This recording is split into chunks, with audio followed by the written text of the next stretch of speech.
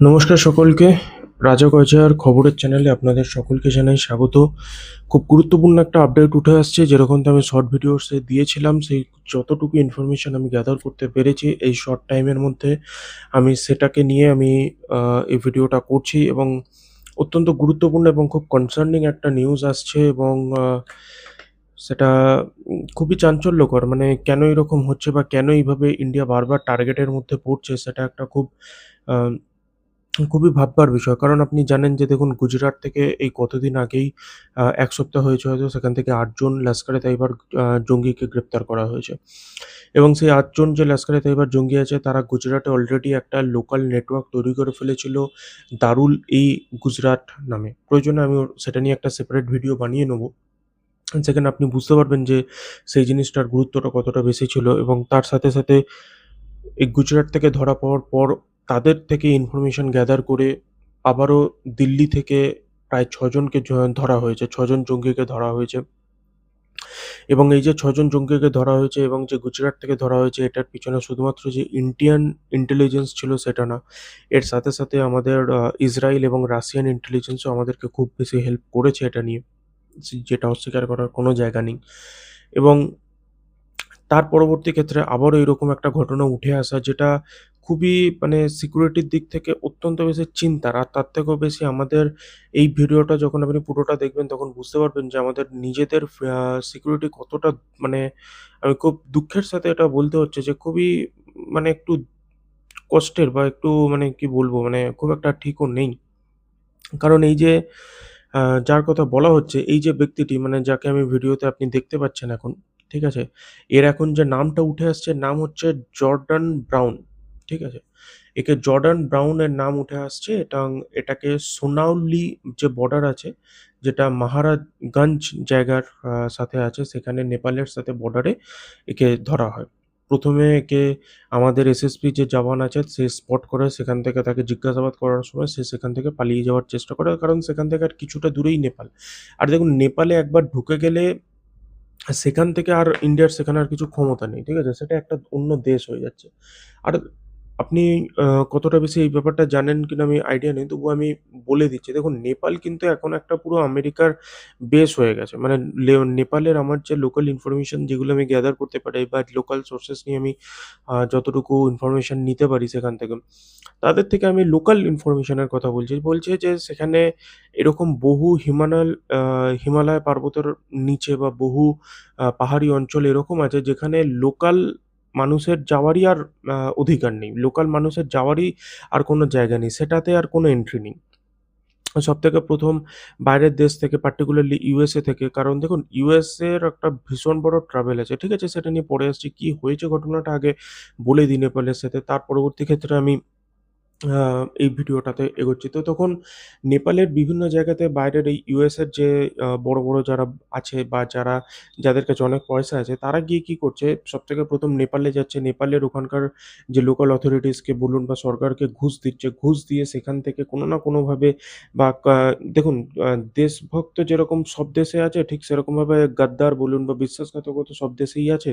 সেখান থেকে সেরকম কিছু মানুষকে স্পট করে তাদেরকে একদম হাতের মধ্যে রেখে তাদের নামে বিশাল জায়গা কিনে নিচ্ছে। ঠিক আছে? হিমালয় পর্বতের নিচে বা এমন জায়গায় বিশাল জায়গা কিনে নিচ্ছে। এবার সেখানে সবথেকে ১ম বলছে যে, "না, আমরা হোটেল বানাবো।" ঠিক আছে? করে সেখানে কি হচ্ছে, একটা পুরোপুরিভাবে একটা বেস বানিয়ে ফেলেছে। ঠিক আছে? পুরোপুরিভাবে একটা বেস বানিয়ে ফেলেছে। এবার নেপালের লোকেশনটা আপনি বুঝতেই পারছেন যে একদিকে আ চায়না আছে, যেটা চায়না তো নয়, অ্যাকচুয়ালি তিব্বত। তার সাথে একদিকে ইন্ডিয়া আছে। ঠিক আছে? তো এখান থেকে আর আপনি দেখুন, নেপালি কিন্তু সেই রুটটা হিসেবে ইউজড হয় যেখানে কিনা আ ওই যে আ ভুল যে যেগুলো ফেক কারেন্সি হয় সেগুলো নেপালের থ্রুই ইন্ডিয়াতে আসে।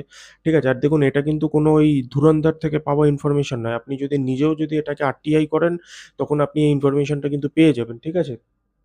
তো আ সেইখান থেকে কি বলুন তো, যে মানে এই যে নেপাল একটা খুব মানে কনফ্লিক্টিং একটা জায়গা। আর নেপালের সিকিউরিটি অত্যন্ত বেশি খারাপ। সেখানে নেপালের মধ্যে এইরকম কোনো জাতীয় স্তরে বলুন মানে ইন্টারন্যাশনালি এরকম কোনো এজেন্সি নেই যে যেখানে ওটা কাজ করছে না। সেখানে ভারতীয় আছে, মিলিটারি ইন্টেলিজেন্স তো আছেই আছে। কিন্তু তার সাথে আইএসআই আছে। তার সাথে সেখানে রাশিয়া ঢুকে বসে আছে, সেখানে ইসরায়েল ঢুকে বসে আছে, ইউএসএ আছে, ইউকে আছে। আর আমরা তো সমস্ত কনভারসেশন করি যে আমেরিকা আছে, রাশিয়া আছে বলুন, এই দিক থেকে আইএসআই আছে, সেই কথাটা ধরি।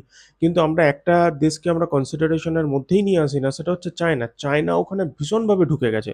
এই যে প্রত্যেকটা নেপালের বেশ কিছু জায়গাতে এই আমি বিদ্যুৎ কেন্দ্র তৈরি করে দেবো, এই আমি নদীর ওপর বাঁধ তৈরি করে দেবো, সেই সুযোগ নিয়ে যেভাবে ইউএসএ ঢুকেছে ঠিক সেইভাবে চায়না ঢুকেছে।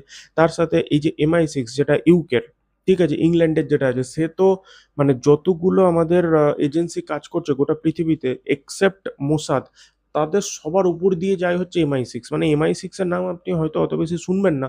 MI6 এর খবর আপনি অত বেশি এসে বাইরে আসে না। আপনি এফএসবি শুনে থাকবেন রাশিয়ার, এমএসএস শুনে থাকবেন চায়নার, আপনি মোসাদ শুনেছেন, আপনি হয়তো সিআইএ শুনেছেন, আমাদের শুনেছেন, আইএসআই শুনেছেন। ব্যাস মোটামুটি এইগুলোই হয়তো আপনি শুনে থাকবেন, বা খুব জোর আপনি কানাডা শুনে থাকবেন, খুব জোর আপনি অস্ট্রেলিয়া শুনে থাকবেন।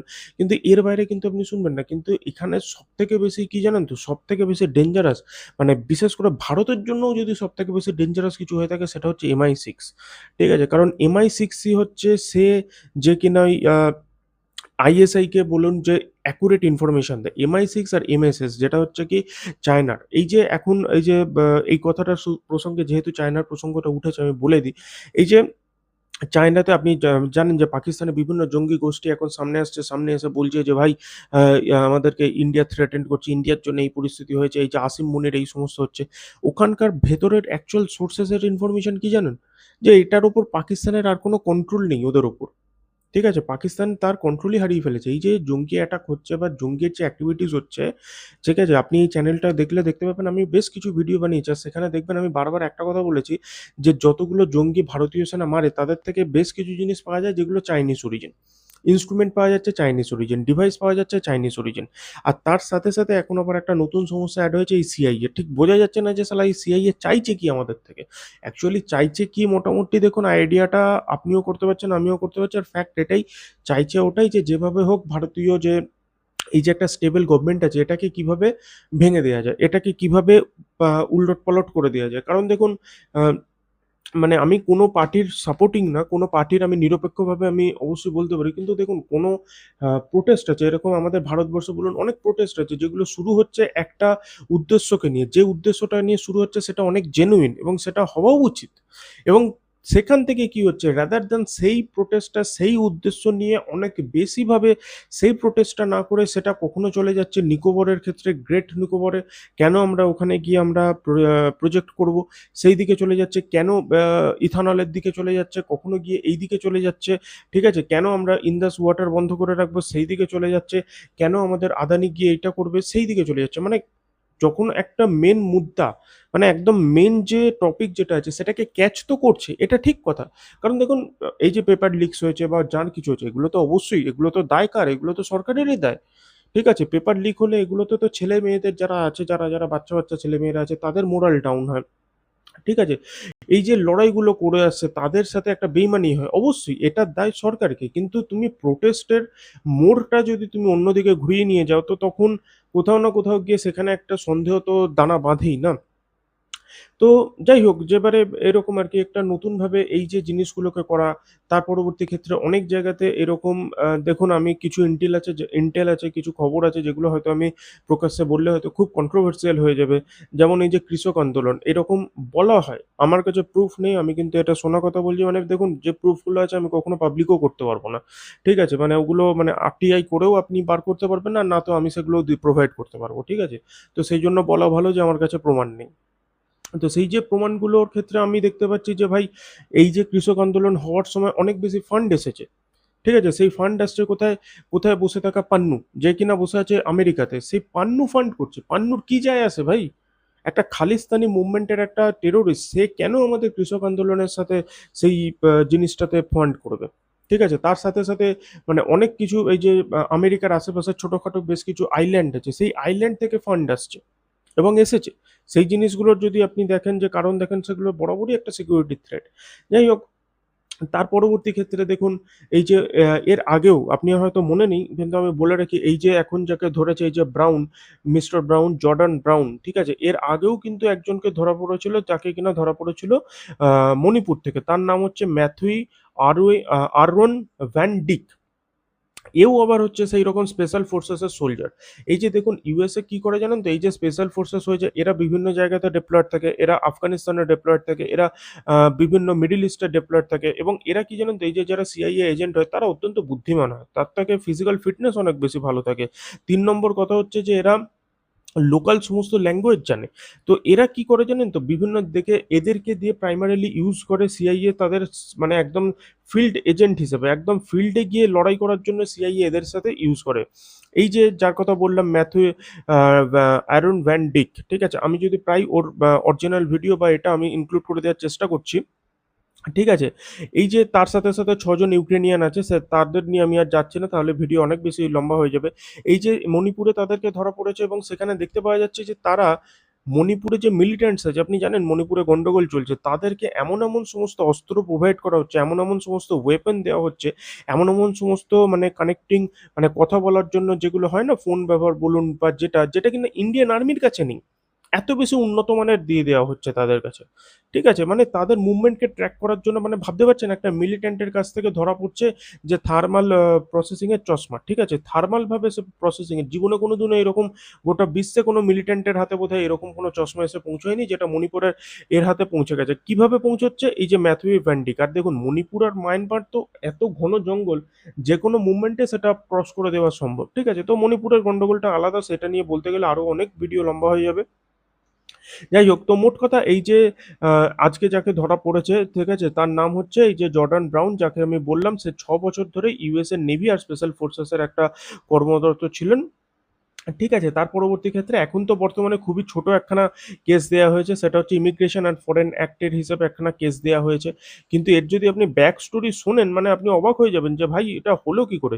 সবথেকে ১ম বলছে যে ভাই এ থাইল্যান্ডে এসেছিল টুরিস্ট ভিসাতে। খুব ভালো কথা। থাইল্যান্ডে এসে টুরিস্ট ভিসা থাইল্যান্ডে টুরিস্ট ভিসা এসেছিল কবে জানেন? ২০২৫ সালে। ১ বছর আগে। সেখান থেকে সে নাকি তার পাসপোর্ট হারিয়ে গেছে। সেই পাসপোর্ট হারিয়ে যাওয়ার জন্য তখন সে পাসপোর্ট হারিয়ে গেলে ইউএস এর যারা ধরে নিন আপনি সাধারণ মানুষ, আমরা কোথাও ঘুরতে গেছি বিদেশে, সেখানে ঘুরতে গিয়ে আমাদের পাসপোর্ট হারিয়ে গেছে। আমরা কি সেখান থেকে নৌকা করে সেখান থেকে জাহাজে করে লুকিয়ে, লুকিয়ে অন্য দেশে চলে যাব নাকি সেই দেশের যে আমাদের নিজস্ব ভারতীয় এম্বাসি আছে সেখানে যাব? তাই না? তো এই যে মানুষটা সে কি করলো সেখান থেকে সে এটা গল্প, এগুলো সবই গল্প, সাজানো গল্প। সেখান থেকে সে জাহাজে করে আসে হচ্ছে শ্রীলঙ্কা। শ্রীলঙ্কাতে এসেছিল নভেম্বরের ২ তারিখে। তারপর ওই নভেম্বরের শেষের দিকে সে সেখান থেকে ক্রস করে আমাদের ভারতবর্ষে আসে। ভারতবর্ষে আসার পর সে গোয়ায় ছিল। ভাবুন মানে আমাদের ভারতবর্ষের ইন্টারনাল সিকিউরিটির অবস্থা ভাবুন। একটা দেশের একটা কোনো একজন কেউ ভারতবর্ষে ঢুকে এখনো এতদিন ধরে চলে এসেছে। ঠিক আছে? দেখুন আমরা নিউট্রাল পার্সপেক্টিভ থেকে কথা বলছি তো, যেটা নিজেদের ভুল সেটা অ্যাকসেপ্ট করতে হবে। কেউ একজন এসে এরকমভাবে থাকবে আজকে, খুব বাই চান্স লাকিলি সাধারণ গ্রাম মানুষ তাকে এই যে যাকে ধরেছে, এই যে ব্রাউন যাকে আপনি এই যে দেখছেন, এই যে ব্রাউন একে তো গ্রামবাসীরা ধরেছে। একে যদি ইন্ডিয়ান আর্মি তো এই যে এসএসবি যে আছে এর এসএসবি তো ধরতেও মানে সেই জায়গাটাতে তাদের হাত থেকে তো পালিয়ে গিয়েছিল। যদি না ধরতে পারে তো সেই জায়গায় দাঁড়িয়ে তাহলে বুঝতে পারছেন তাদের অবস্থা কি হচ্ছে। তো যাই হোক গোয়াতে এতদিন ধরে ছিল, তারপর সে ব্যাঙ্গালোর গেছে, ব্যাঙ্গালোর থেকে আবার উত্তরপ্রদেশ হয়ে সে নেপালে পালিয়ে যাচ্ছিল এবং নেপালে পালিয়ে যাওয়ার সময় তাকে ধরে ফেলেছে। ঠিক আছে? আর একে যখন ধরেছে এর কাছে থেকে প্রায় ২ টো মোবাইল ফোন পেয়েছে, প্রায় ৩২,০০০ টাকা পেয়েছে। আর একে ধরেছে হচ্ছে পিলার নাম্বার ৫১৬ র কাছাকাছি এবং একে সম্ভবত 22 আমাদের ধরেছে। পিলার নাম্বার 2 এর কাছে ধরেছে। এই ৫১৬ পিলার নাম্বারের কাছে ধরেছে আমাদের সশস্ত্র সীমা বল একে ধরে নিয়েছে। ঠিক আছে? ঠিক আছে, আপাতত তো খুব কমই কেস দেয়া হয়েছে কিন্তু এর পরবর্তী ক্ষেত্রে তো মানে হ্যাঁ, আমি ঠিকই বলেছি 22 ব্যাটালিয়ন যে এসএসবি আছে সেই ধরেছে একে এবং এইটার যে অপারেশন মানে যে ধরেছে operation directly overseen by assistant commander Priya Yadav. Priya Yadav একে পার্মানেন্টলি এই কমান্ড্যান্ট ছিল, অ্যাসিস্ট্যান্ট কমান্ডার ছিল। ঠিক আছে? তো এই হচ্ছে পুরো ব্যাপার। এই অপারেশনটা মানে অপারেশন বলতে দেখুন এই যে একে যে ধরার ব্যাপারটা যা কিছু হচ্ছিল এই সময় সম্পূর্ণ ব্যাপারটা দেখছিলেন তিনি হচ্ছেন অ্যাসিস্ট্যান্ট কমান্ড্যান্ট প্রিয়া যাদব। ঠিক আছে? এবং দেখুন সবথেকে বেশি সন্দেহের তীর কোথায় আসছে বলুন তো? সন্দেহটা কোথায় বেশি দানা বাঁধছে তার কারণ এই যে ব্রাউন যে আছে এ কখনোই না তো ভারতবর্ষে থাকাকালীনই কারণ এ মনে করা হচ্ছে যে 2025-এর শেষেই ভারতবর্ষে ঢুকে পড়েছিল। তারপর বিভিন্ন জায়গায় সে ছিল। গোয়ায় ছিল, ব্যাঙ্গালোর ছিল, তার পরবর্তীতে উত্তরপ্রদেশে বেশ কিছুদিন সময় কাটিয়েছে, ঠিক আছে? তারপর আবার সাউথে ফিরে গেছে, আবার উত্তরপ্রদেশে ফিরে এসেছে। তো কোথায়, কোথায় গেছে না গেছে সেই সমস্ত ইনফরমেশনটা এখনো সামনে আসেনি যেটা সময়ের সাথে, সাথে ঠিক সামনে এসেও যাবে। এবার সবথেকে বেশি সন্দেহের দিকটা এই জায়গাতেই আছে যে এ কখনোই যদি এর পাসপোর্টটা সত্যিই হারিয়ে যায়, না তো ও থাইল্যান্ডে থাকাকালীন কখনো ইউএস এর এম্বাসি গেছে, না তো ও ইন্ডিয়াতে থাকাকালীন কখনো ইউএস এর এম্বাসির সাথে যোগাযোগ করার চেষ্টা করেছে, না ও শ্রীলঙ্কাতে যখন ও থাইল্যান্ড থেকে জাহাজে করে এসেছিল শ্রীলঙ্কাতে তখনও ও কখনো ইউএস এর এম্বাসিতে গেছে। ঠিক আছে? তো এইটা হচ্ছে একটা সবথেকে বেশি সন্দেহের খবর আসছে। যাই হোক, এখন যা কিছু হয়েছে সমস্ত কিছু এখন আন্ডার প্রিপারেশন, আন্ডার একটা ইনভেস্টিগেশন চলছে। এখনো অবধি খুব ছোট একখানা কেস আছে এবং এটা লোকাল অথরিটিজ অর্থাৎ পুলিশই দেখছে, কিন্তু খুব তাড়াতাড়ি আমার বিশ্বাস যে এটাতে মানে খুব তাড়াতাড়ি দেখবেন এটার মধ্যে এনআইএ ইনভলভ হয়ে যাবে। আর একবার যদি এই কেসটা এনআইএ এর হাতে চলে যায় তাহলে একটা খুব ফেমাস ভিডিও আছে, আপনি কখনো দেখেছেন কিনা জানি না, আমি প্রয়োজনে আমি পারি তো সেটাও আপনাকে দেখিয়ে দেবো। এই ম্যাথিউ আরওয়েন ভ্যান ডিক যে গোটা বিশ্বে একদম দাপিয়ে বেড়েছিল, সে এনআইএ এর হাতে 3 মাস থাকার পর তার পরিস্থিতি কি হয়েছে, তার এই ভিডিওটা তাকে হুইল চেয়ারে বসিয়ে দিয়েছে। ঠিক আছে? সেই ভিডিওটা পারলেও আমি আপনাকে দেখিয়ে দিচ্ছি। ঠিক আছে? তো পরিস্থিতি এটাই হয়েছে আপাতত, যা কিছু হচ্ছে এখন খুব ছোট কেসের মধ্যে আছে, খুব তাড়াতাড়ি আমি আমার বিশ্বাস এনআইএ ইনভলভ হয়ে যাবে এবং যা কিছু হবে সেটা নিয়ে আমি আবারও একটা ভিডিও বানিয়ে আমি জানিয়ে দেবো। যাই হোক, আপনি এই চ্যানেলটি সাবস্ক্রাইব করে রাখুন। তো ব্যাস এটাই, আপাতত উত্তরপ্রদেশ পুলিশের হাতেই আছে। ঠিক আছে? ঠিক আছে, আপাতত এইটুকুই। নিজের খেয়াল রাখবেন, সাবধানে থাকবেন। যদি ভিডিওটা ভালো লেগে থাকে এবং যদি এই ভিডিও থেকে আপনি নতুন কিছু শিখতে পারেন, নতুন কিছু জানতে পারেন, তো একটা লাইক অবশ্যই করবেন, একবার শেয়ার করবেন, একটু সাবস্ক্রাইব করে রাখবেন। ধন্যবাদ।